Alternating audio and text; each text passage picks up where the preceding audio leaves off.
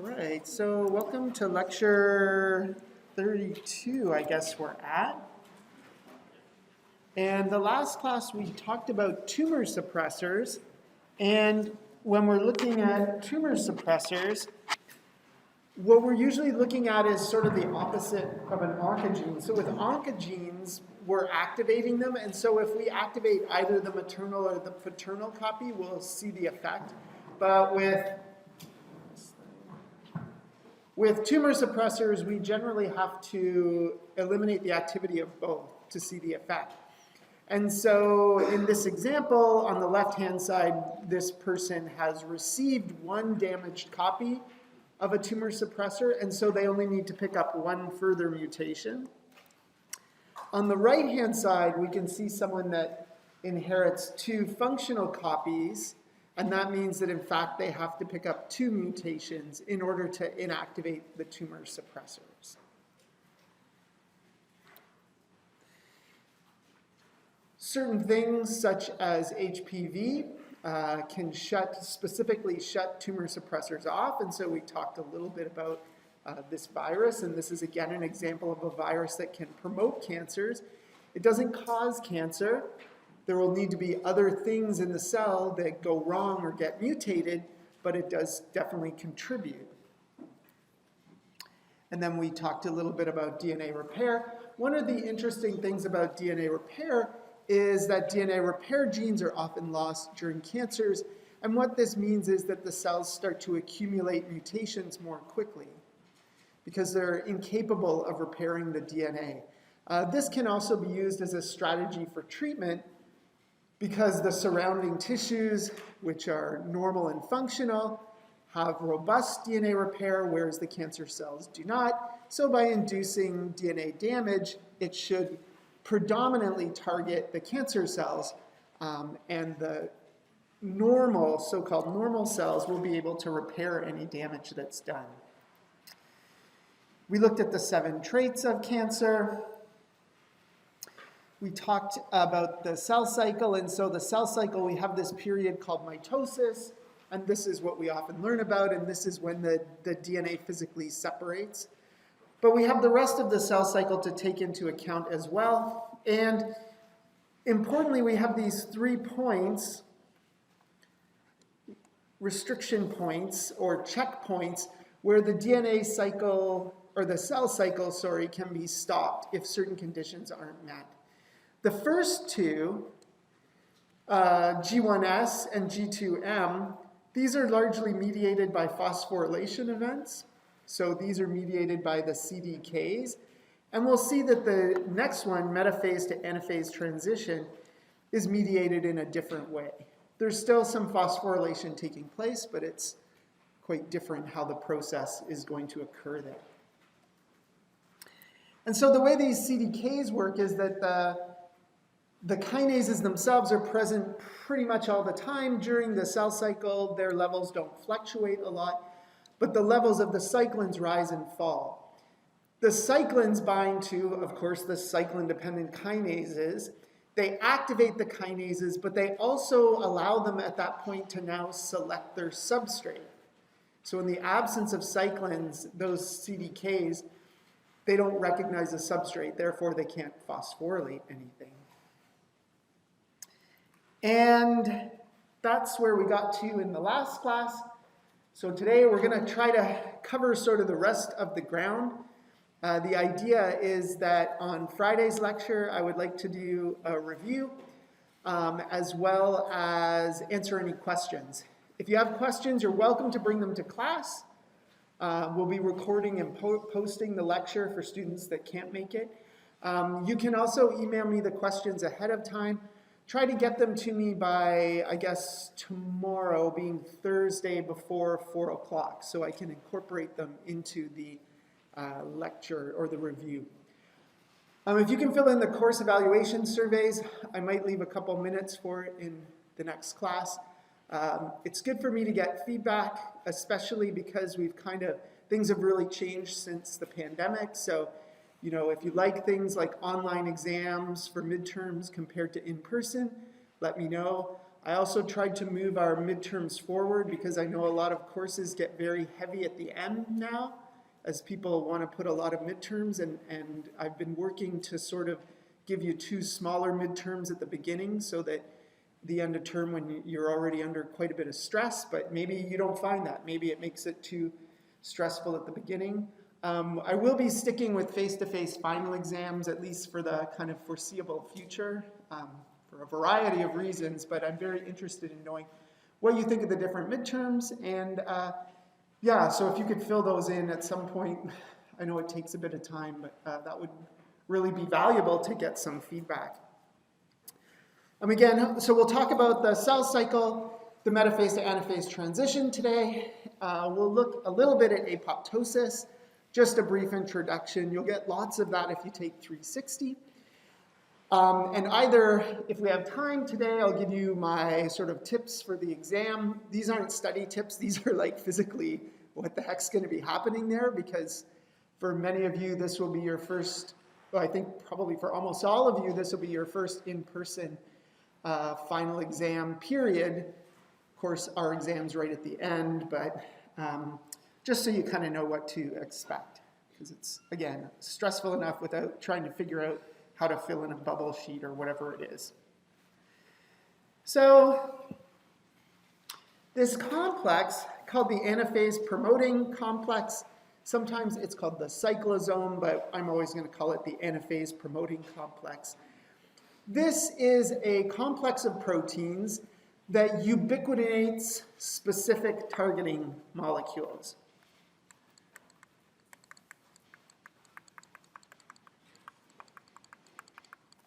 And that means, in this case, that the ubiquitinated targets will be degraded by the proteasome. Remember, these ubiquitin ligases, they don't actually degrade the proteins. What they do is they select what proteins will be degraded. They give them that mark, that tag. And this is a little bit different than sort of moving through G1S or G2M, where largely those processes are mediated by phosphorylation events. So the anaphase promoting complex mediates that transition from metaphase. And remember, metaphase is when all the DNA is aligned on the metaphase plate, and the sister chromatids, so the copies, are attached to the opposing poles of the mitotic spindle. So when the time is right and the cell splits, they separate, and it means both cells get copies of all the DNA. One copy of all the paternal chromosomes, one copy of all the maternal chromosomes. Right? The other thing they do is they will ubiquitinate all of the remaining cyclins in the cell, which will, again, importantly, reset the system, because after the activation of APC, all the cyclins will be destroyed by the proteasome.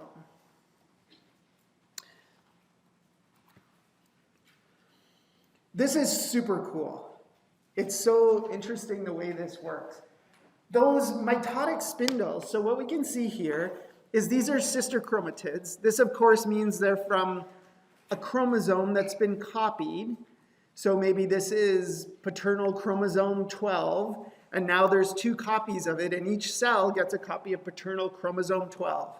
They'll also get a copy of maternal chromosome 12 in this same process. That mitotic spindle, which is composed of microtubules, actually has motor proteins that are driving those, they're trying to pull those microtubules apart. But there is wrapped, and so the microtubules are attached at what are called the centromeres, not the centrosomes, centromeres. And so the microtubules are attached to those centromeres, and they're trying to pull apart, but the sister chromatids are held together by this ring-like protein called cohesin. And so it's just like physically bundling and holding this thing together.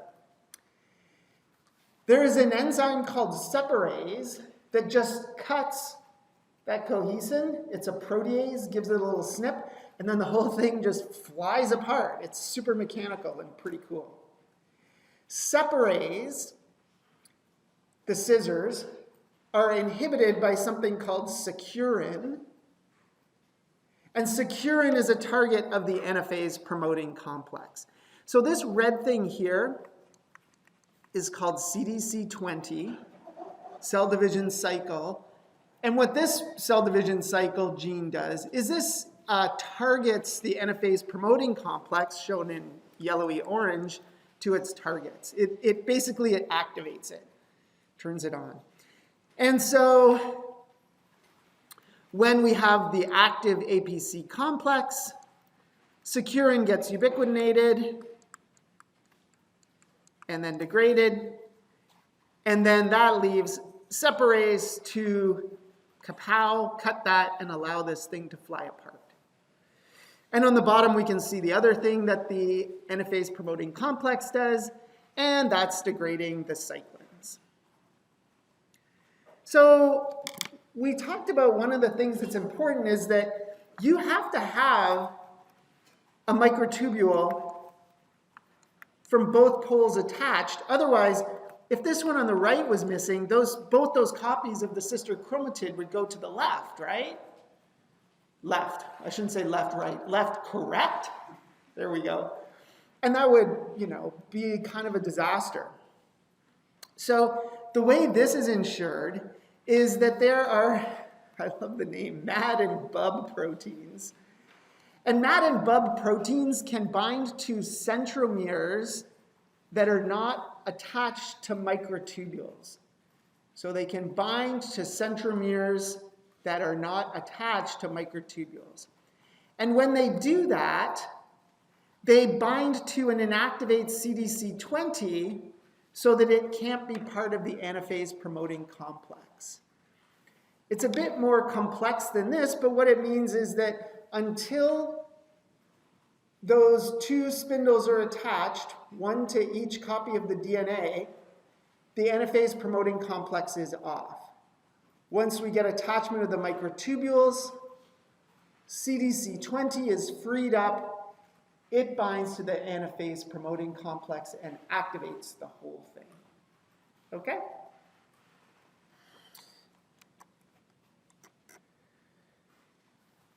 Let's look at the roles of our two friendly tumor suppressors. So the first one is retinoblastoma. And retinoblastoma inhibits a transcription factor called E2F. And E2F is required to initiate transcription of the genes that are required for S phase. So what this does is this blocks, when retinoblastoma is bound to E2F, it arrests the cells at that G1S checkpoint. When we activate what's called the G1 CDK,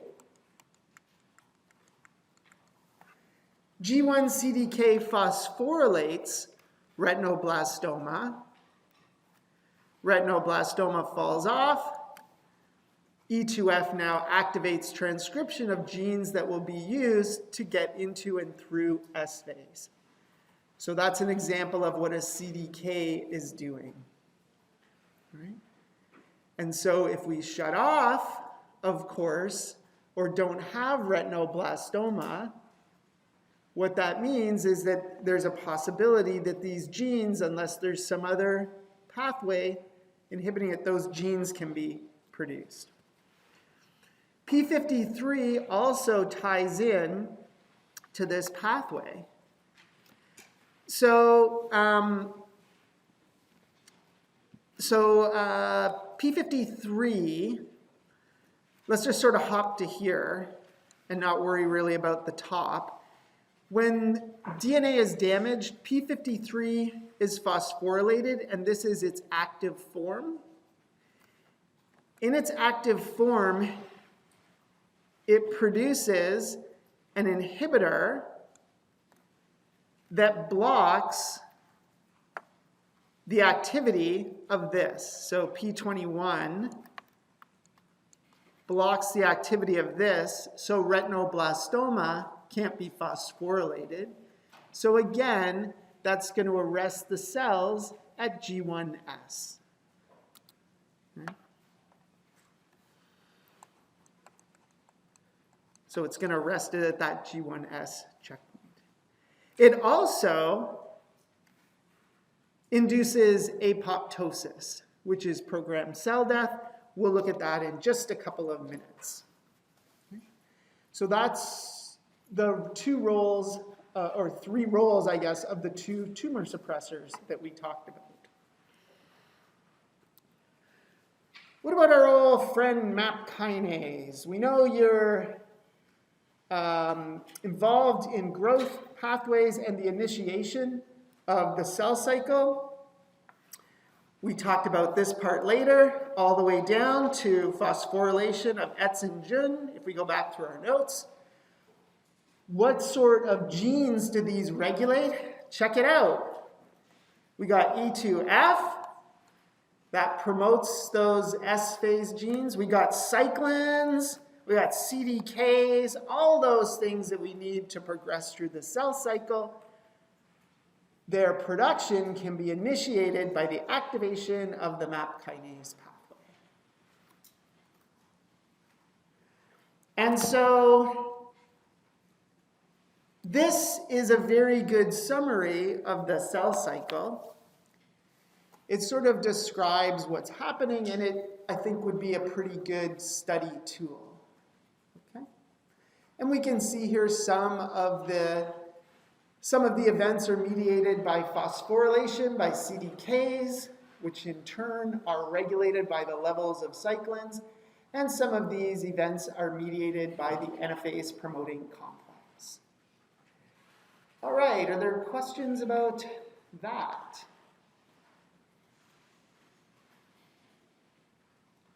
It's pretty neat how it all starts to kind of tie together in the last 10 minutes of the course, so there we go. So apoptosis, there's different types of programmed cell death. What happens with apoptosis, we can see it here, is basically the cell starts to shrink and its DNA starts to digest and it breaks down into small pieces.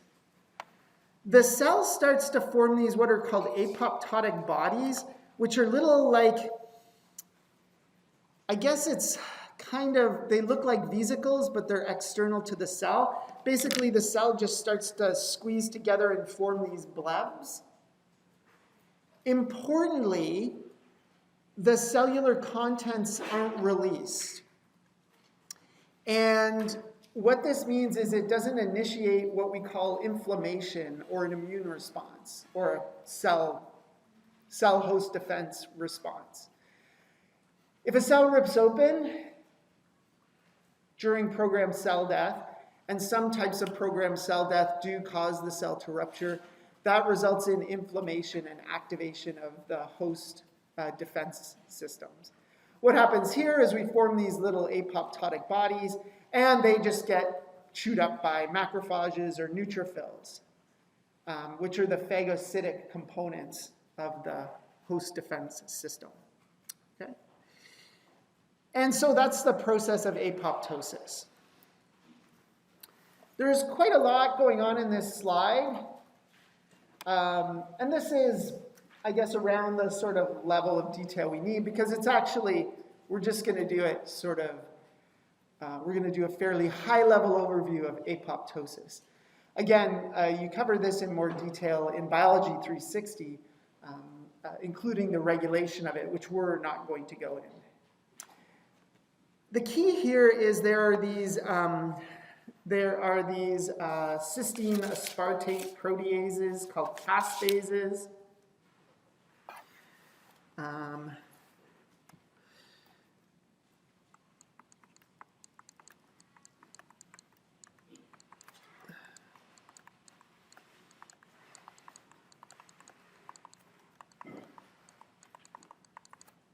And this is just because they have cysteine amino acids, the amino acid cysteine and amino acid aspartate is involved in their mechanism.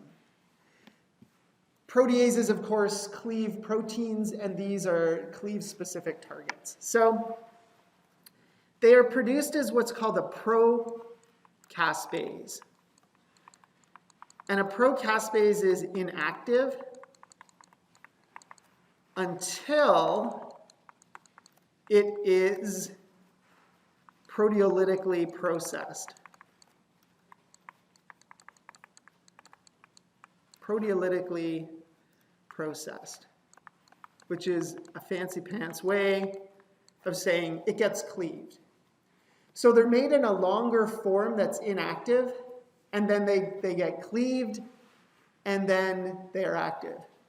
You're never going to guess what cleaves them. Well, they cleave themselves initially. So initiator procaspases, okay, are what sort of kick this off. And there's different ones, and I'm not asking you to memorize them. What we have in this example is mediated by a signaling pathway.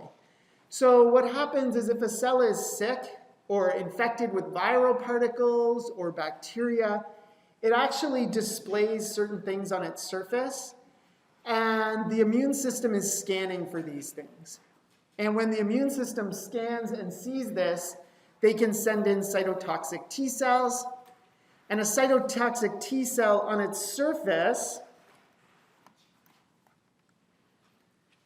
okay, has a ligand.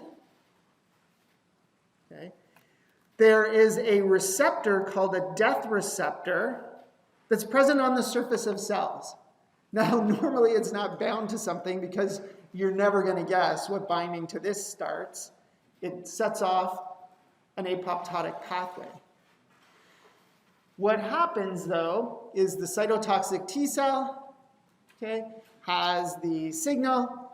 It binds to the receptor, and this causes clustering of the procaspases, the initiator procaspases.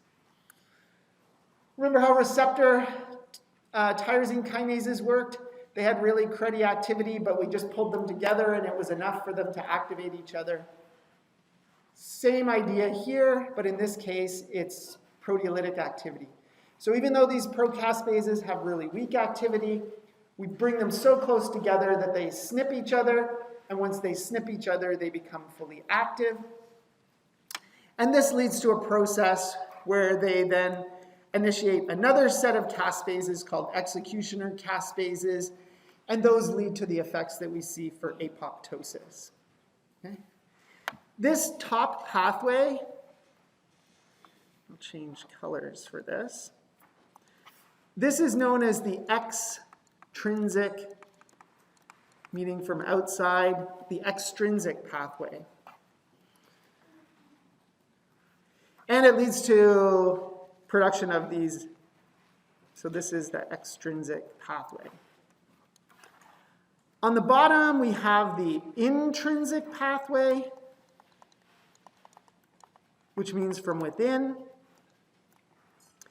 And so this responds to an internal signal, and that internal signal is the release of cytochrome C from the mitochondria. Cytochrome C was the only soluble component of the electron transport chain, and it floats around in the intermembrane space.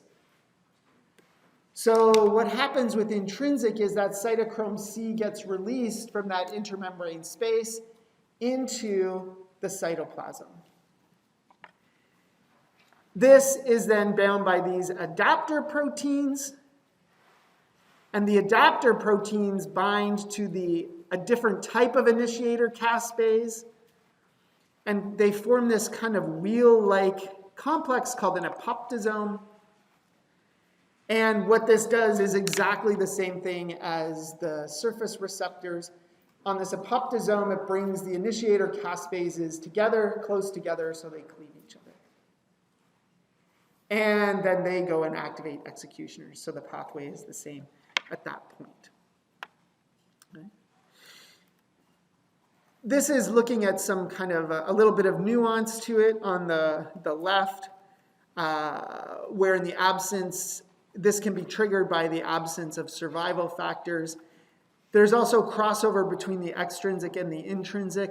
And I'm just going to kind of, well, so these are some of the things that can activate the intrinsic pathway. So it can be a lack of survival signals or a signal from P53. Let's summarize it that way. So the intrinsic, activated by lack of survival signals, P53, and there's also crosstalk with the extrinsic. So interestingly, the extrinsic actually activates the intrinsic as well. Let's look at a survival pathway. So what we can see here is AKT, remember, gets phosphorylated. And the phosphorylation of AKT leads to phosphorylation of this protein called BAD, and this process inhibits apoptosis. So phosphorylation of BAD leads to an inhibition of apoptosis.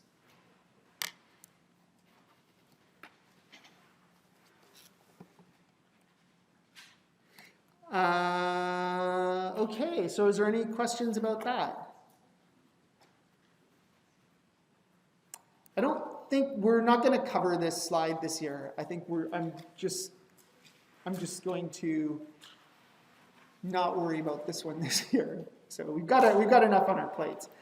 So that is all the material that we have. So it's quite a bit. Again, on Friday, I'll do a quick review so we know what we have to study, and I'll answer questions. And what I'm going to do now is I'm going to tell you about what to expect in the exam. And I'll actually, when I post this video lecture, I'm going to split it into two so that we have the lecture component and then a standalone thing on the doing the exam.